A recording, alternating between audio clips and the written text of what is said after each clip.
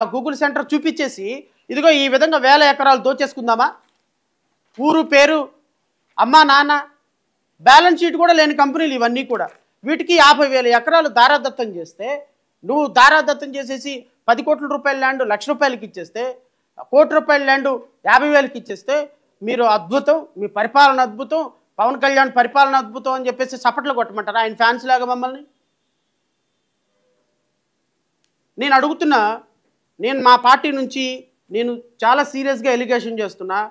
పవన్ కళ్యాణ్, చంద్రబాబు నాయుడు, నారా లోకేష్ కొన్ని వేల కోట్ల రూపాయల యొక్క అక్రమాలు చేసి లంచాలు తీసుకొని ఈరోజు 50,000 ఎకరాలు రమారమి 50,000 ఎకరాలు 5 లక్షల కోట్ల రూపాయల వాల్యూ అయినటువంటి ల్యాండ్ని మీరు 1,00,000 కోట్ల రూపాయల లంచం తీసుకొని ఈరోజు ఈ కంపెనీలకన్నిటికీ దారాదత్తం చేస్తున్నారు. దీని మీద సిబిఐ ఎంక్వైరీ జరగాలి అంటని.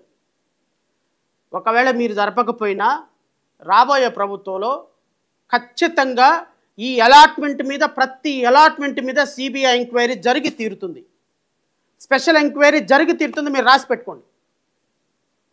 ఎన్ కన్వెన్షన్ హాలు నాగార్జునది రేవంత్ రెడ్డి 2010లో ఇలా అక్రమంగా కట్టారు, దీన్ని ఎలా కూల్పిచ్చేస్తానో అని పోరాటం చేస్తే అందరు నవ్వుకున్నారు. నువ్వేందయ్యా, నీ స్థాయి ఏందయ్యా, నువ్వెట్టా ఎన్ కన్వెన్షన్ హాల్ కూర్చేస్తావు, నాగార్జునది అది అని. బట్ 2025 వచ్చేటప్పటికి 15 సంవత్సరాల తర్వాత రేవంత్ రెడ్డి ఏం చెప్పాడో అది జరిగి తీరింది. నేనైతే ఖచ్చితంగా చెప్తున్నా, ఈరోజు రాసి పెట్టుకోండి. నారా లోకేష్, చంద్రబాబు నాయుడు, పవన్ కళ్యాణ్ అండ్ ఈ యాక్టివిటీస్కి సపోర్ట్ చేసే వంగలపూడి అనితతో సహా మీరు 2029లో ఈరోజు మీరు ఈ 4 సంవత్సరాల్లో చేసిన ప్రతి అలాట్మెంట్ మీద నిష్పక్షపాతమైన నిజాయితీ అయిన ఎంక్వైరీ జరిగి తీరుతుంది. ఎవడెవడైతే భూముల్ని ఇన్వెస్ట్మెంట్ పెట్టకుండా తీసుకున్నారు, ఎవడెవడైతే భూముల్ని తీసుకొని సేల్ డీడ్లు రాయించుకొని బ్యాంకుల దగ్గరికి వెళ్ళి తాకట్టు పెట్టుకొని డబ్బులు తీసుకొని సింగపూర్లు, దుబాయ్లు, అమెరికాలు, సిడ్నీలు వెళ్ళిపోయి షేర్లు నారా లోకేష్కి అందిస్తున్నారు, ఎవరెవరైతే సింగపూర్లో వాళ్ళల్లో వీళ్ళల్లో అక్కడ ఇక్కడ వెళ్ళిపోయి మా అబ్బాయికి బాగాలేదు, మా అమ్మాయికి బాగాలేదు అని వెళ్ళిపోయి అక్కడ మూటలు డబ్బులు, మూటలు అకౌంట్లో స్విస్ బ్యాంకుల్లో దోచుకుంటున్నారో వాటిని రూపాయితో సహా మీ ముక్కు పిండి వసూలు చేసే కార్యక్రమం ఖచ్చితంగా జరిగి తీరుతుంది. రాసి పెట్టుకోండి. ఎందుకు తెలుసా? ఇది ప్రజల ఆస్తి, ప్రజలకే చెందాలి. ప్రజల ఆస్తి ద్వారా ఈరోజు 10 కోట్ల రూపాయల 10 కోట్ల రూపాయల ల్యాండు మనకి ₹1,00,000కి వస్తుంది కదా, ఒక 5 కోట్లది ఒక 2 కోట్లు తీసుకెళ్ళి పవన్ కళ్యాణ్కి ఇచ్చేద్దాం, ఓ 2 కోట్లు తీసుకెళ్ళి నారా లోకేష్కి ఇచ్చేద్దాం, ఒక 2 కోట్లు తీసుకెళ్ళి తెలుగుదేశం పార్టీ కార్యాలయంలో అధికారికంగా వాళ్ళకి డొనేషన్ ఇచ్చేద్దాం, మనకు 10 కోట్లు 20 కోట్ల ల్యాండ్ వచ్చేస్తుందని మీరు అనుకుంటున్నారేమో, సంబరపడుతున్నారేమో. రేపొద్దున ఖచ్చితంగా రేపొద్దున కంపెనీ పెట్టకుండా వెళ్ళిపోదాం అనుకుంటున్నారేమో. ప్రతి ఒక్క ఎలాకేషన్ మీద విచారణ జరిగి తీరుతుంది. రాసి పెట్టుకోండి. ప్రజల ఆస్తికి we are the custodians. We are the custodians. Maybe ఈరోజు న్యాయ వ్యవస్థ మీరు చెప్పినట్టు వింటుందేమో, బట్ అన్ని వేళలా మీ పప్పులు ఉడకవు సార్. గుర్తుపెట్టుకోండి, న్యాయం అనేది న్యాయమే. అల్టిమేట్గా రేపు జరగాల్సిన ఎంక్వైరీ జరిగి తీరుతుంది. ఎందుకో తెలుసా? ఎప్పటికే టీసీఎస్ మీద, కాగ్నిజెంట్ మీద, లులు మీద హైకోర్టులో ప్రజా ప్రయోజనాలు వాద్యం వేసా. ఈరోజు కాకపోతే రేపైనా ఎంక్వైరీ జరిగి తీరుతుంది. ఎందుకంటే అచంచలమైన విశ్వాసం న్యాయ వ్యవస్థ మీద మాకుంది. అచంచలమైన విశ్వాసం మాకు న్యాయ వ్యవస్థ మీద ఉంది. మేమేమి గాల్లో దీపం పెట్టి దేవుడా దేవుడా దేవుడా ఆపమని నేను అనటంలా. when there are no rules permitting the state government to execute any sale deed, ignoring the very said rules, you people are executing the sale deed at their whims and fancies, accepting a crores of rupees as a bribe, which is not acceptable at all, and this country does not invite such kind of transactions at all. Because you people are only the custodians, not the owners of the government land. నీ ఇష్టం వచ్చినట్టు 100 కోట్ల రూపాయల incentive, 200 కోట్ల రూపాయల incentive ఎవరికి ఇవ్వాలి? Tata consultancy company పెట్టిందా ఇక్కడ? గూగుల్ సెంటర్ ఓపెన్ అయిందా ఇక్కడ?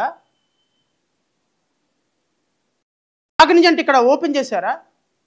లులు మాల్ ఇక్కడ ఓపెన్ చేసి ఎంప్లాయ్మెంట్ ఇచ్చి వాళ్ళు మన రాష్ట్రానికి ఏమన్నా ట్యాక్స్ కట్టి పెట్టుబడులు పెడుతున్నారా మీరు ఇవ్వటానికి? ఇక్కడ ఒక్క రూపాయి ఇన్వెస్ట్మెంట్ పెట్టని కంపెనీలకి వేల కోట్ల రూపాయల భూములు ఎలా సేల్ డీడ్ ద్వారా దారాదత్తం చేస్తారో అని అడిగే దానికి ఒక్కడి దగ్గర సమాధానం లేదు. సిగ్గు లేకుండా హైకోర్టులో అబద్ధాలు ఆడుతున్నారు. ఇది ఎగ్జిక్యూషన్స్, ఇది కేవలం లీజ్ మాత్రమే, అమ్మటం లేదు అని. నేషనల్ మీడియాకి వెళ్ళిపోయి Nara Lokesh it's a sale, 99 paise per sale, నేను పెద్ద ఆఫర్ పెట్టినాను, పెద్ద గొప్ప మగాళ్ళలాగా చెప్తున్నావు. ఎవడ భూములయ్యా? నీ హెరిటేజ్లో భూములు ఇచ్చుకోవయ్యా. మీ అమ్మ మీ నాన్నగారికి ఏమైనా కట్నం ఇస్తే ఆ కట్నంలో భూములు మీ నాన్నగారిని ఇవ్వమనయ్యా. ఎవడ భూములు ఎవడికి ఇస్తాడయ్యా? ఆంధ్రప్రదేశ్ రాష్ట్ర ప్రభుత్వంలో ప్రజలు 5.5 కోట్ల మంది ప్రజల భూములు మీ బాబు తీసుకొచ్చిన భూములు కాదు ఇవేమి. లేకపోతే మీ నాన్నగారు కష్టపడి పొలం వెళ్ళి సంపాదించి 2 ఎకరాల్లో నుంచి 2 లక్షల కోట్లకు ఎదిగినట్టుగా సంపాదించిన భూములు కాదు. లేకపోతే మీరు వారసత్వంగా వచ్చిన భూములు కాదు. ఆంధ్రప్రదేశ్ రాష్ట్ర ప్రభుత్వంలో 5.5 కోట్ల మంది ప్రజల భూముల్ని 99 పైసలకి, 50 పైసలకి, 60 పైసలకి ఇవ్వటానికి నీకేం హక్కు ఉంది? ప్రజలు అడగాలి.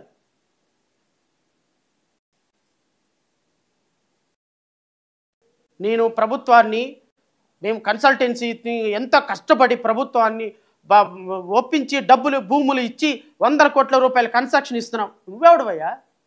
నువ్వెవడివి? Who are you?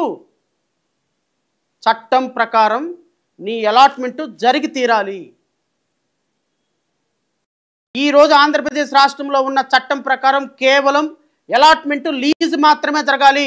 కాదు సేల్ ద్వారా జరగటే హక్కు ఉంది, 99 పైసలకి అమ్మే హక్కు నాకు ఉంది అంటే నీకు దమ్ము ధైర్యం ఉన్న తెలుగుదేశం పార్టీని కానీ జనసేన కానీ నేను అడుగుతున్నా, ఏ నాయకుడినైనా అడుగుతున్నా, ఏ అధికార ప్రతినిధినైనా అడుగుతున్నా, ఏ ప్రిన్సిపల్ సెక్రటరీని అడుగుతున్నా, ఏ జాయింట్ సెక్రటరీని అడుగుతున్నా, ఏ రూల్ ప్రకారం మీరు 99 పైసలకి కాగ్నిజెన్స్కి, టీసీఎస్కి, గూగుల్కి, లులు మాల్కి డబ్బులు ఇస్తున్నారు? ఆ రూల్ చూపించండి రాష్ట్ర ప్రజలకి. ఒక రూలు లేదు, ఒక చట్టం లేదు, ఒక రెగ్యులేషన్ లేదు. మీ బాబు జాగీర్ అనుకుంటున్నారా మీ ఇష్టం వచ్చినట్టు భూముల్ని దారదత్తం చేయడానికి? ఎందుకంటే ఇంత ఆవేశంగా మాట్లాడాల్సి వస్తుంది. Google centre తీసుకొచ్చామని,